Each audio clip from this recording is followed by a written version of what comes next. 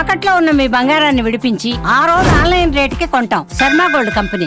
నమస్కారం, సుమన్ టీవీకి స్వాగతం. నేను గీతాంజలి. ప్రస్తుతం మనతో పాటు ప్రముఖ జ్యోతిష్య వాస్తు పండితులు ఋషికేశ్ శాస్త్రి గురువు గారు ఉన్నారండి. వారితో మాట్లాడదాం. నమస్కారం గురువుగారు. నమస్కారం. ఇంట్లో దేవీ దేవతల పటాలు ఉంటాయండి. చాలా మంది ఏంటంటే ఈ పటం పెట్టొచ్చా పెట్టకూడదా అనే సందేహం ఉంటుంది. కొంతమంది ఏంటంటే ఏదైనా క్షేత్రానికి వెళ్తే ప్రతి ఒక్క ఎక్కడైతే తీసుకొచ్చారో అవన్నీ కూడా దేవుడి మందిరంలో పెడుతూ ఉంటారు. కొంతమంది ఏమో అసలు అన్ని ఫోటోలు ఉండొద్దు అంటారు, కొంతమంది ఏమో 2 ఫోటోలు ఉండాలంటారు. ఇదొక సందిగ్ధత ఏర్పడిపోయింది. ఎలాంటి పటాలు అసలు ఉండాలి పూజా మందిరంలో, ఎలాంటివి ఉండకూడదు తెలియచేయండి.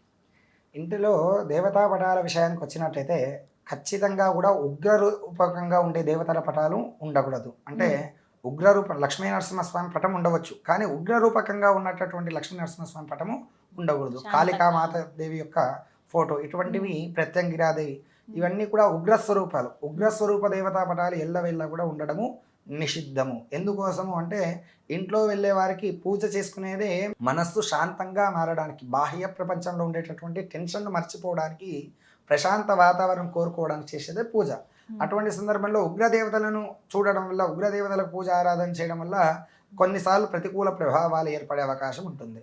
రెండో విషయానికి వచ్చినట్టయితే పూజా మందిరంలో ఎక్కువగా దేవతా పటాలు విగ్రహాలు లేకుండా ఉండడమే ఉత్తమమైన పని. ఎందుకోసం ఉండకూడదు అనే విషయానికి వస్తే పుస్తకాలలో చాలా మందికి ఓపిక అనేది చాలా తక్కువ. అక్కడ ఇష్టం మీద మీరు అన్నట్టే, ఉదాహరణకు కుమరవెల్లి వెళ్ళాం, ఒక పటం తీసుకొచ్చాం, యాదగిరి లక్ష్మీ నరసింహస్వామి వెళ్ళాం, ఇంకో పటం తీసుకొని వెళ్ళాం, ఇంకో దగ్గర తిరుపతి వెళ్ళాం, వెంకటేశ్వర స్వామి పటం తీసుకొచ్చాం, శ్రీశైలం వెళ్ళాం, ఇవన్నీ కూడా తెచ్చావు, కానీ నీకు పూజ చేసే ఓపిక ఉందా?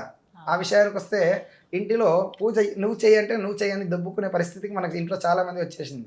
పూజ చేయనిది తెచ్చి లాభం అనేది ఉండదు. కాబట్టి ఇంట్లో దేవతా పటాల విషయానికి వస్తే ఇలవేల్పు, ప్రతి ఒక్కరికి కూడా ఇంటి దేవత అనేది ఉంటుంది. ఆ ఇంటి దేవత పటం ఉండాలి. విగ్రహాలు కూడా చాలా చిన్న రూపకంగా ఉండడమే ఉత్తమమైన పద్ధతి.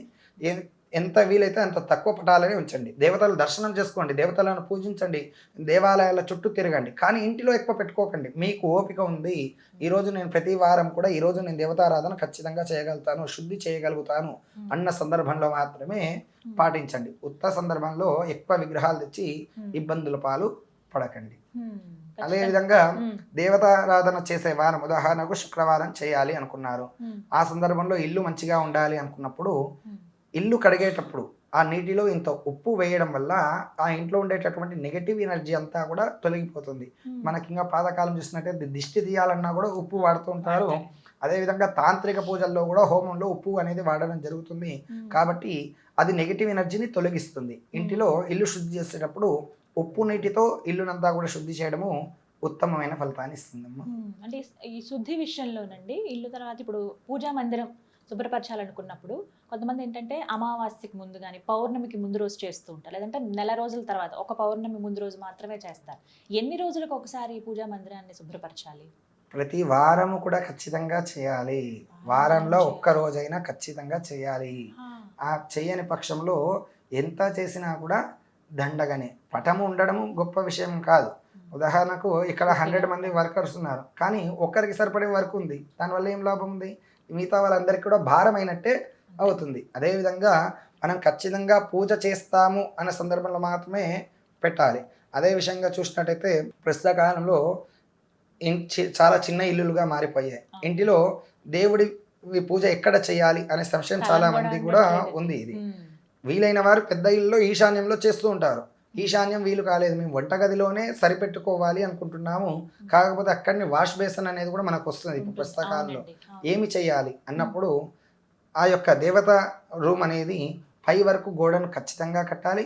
అలాగే వాష్ బేసిన్కు మరియు దేవత యొక్క రూమ్కు ఖచ్చితంగా కూడా 1/2 ఫీట్ నుంచి ఫీట్ మందము గ్యాప్ ఉంచాలి. లేకపోయినట్టయితే మనం తిన్న ఎంగిలి నీరు అనేది ఇక్కడ దేవుని యొక్క రూమ్ గది మీద పడే అవకాశం ఉంది. దానివల్ల ప్రతికూల ప్రభావం ఏర్పడే అవకాశం ఉంది. అందుకే ఒక మందిరం లాగా తెచ్చుకుని వేరే చోట పెట్టుకోవటం నయం. మీరు అన్నట్టుగా అసలు చాలా వరకు వాష్ బేసిన్ పక్కనే వస్తాయండి, వంటగదిలోనే అక్కడే వస్తున్నాయి చాలా మంది. ఇంకొక విషయం గమనించినట్టయితే ఈ పూజా గదిలో చాలా మంది ఈ మందిరాలు అనేటివి ఏర్పాటు చేసుకుంటున్నారు, కానీ నిలబడి పూజ చేసేది పెట్టుకుంటున్నారు తెలిసి తెలియక. నిలబడి పూజ చేసినంత నీచమైన పూజ ఏది కూడా లేదు. ఖచ్చితంగా పూజ చేయాలంటే కూర్చొనే చేయాలి. ఒకటే నిమిషం చేసినా సరే, ఒకటే నిమిషం ధ్యానించినా సరే ఖచ్చితంగా కూర్చొని పూజ చేయాలి అని శాస్త్రం చెప్తుంది.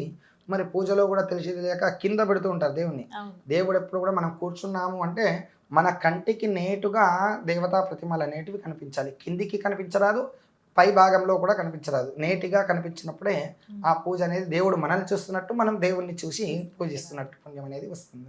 ఈ నియమాలు ఖచ్చితంగా పాటించాల్సిందే అందరూ కూడా. ఖచ్చితంగా పాటించాలి. నిలబడి మాత్రం అస్సలు పూజ చేయకండి. చిన్నగా ఒకటే దేవుని పటం పెట్టినా పర్వాలేదు, కానీ కూర్చొనే పూజ చేయండి. నిత్యం కూడా దీపారాధన చేయండి. ఖచ్చితంగా లక్ష్మీ కటాక్షం సిద్ధిస్తుంది. చక్కగా వివరించారు. ధన్యవాదాలు గురుగారు. Thank you.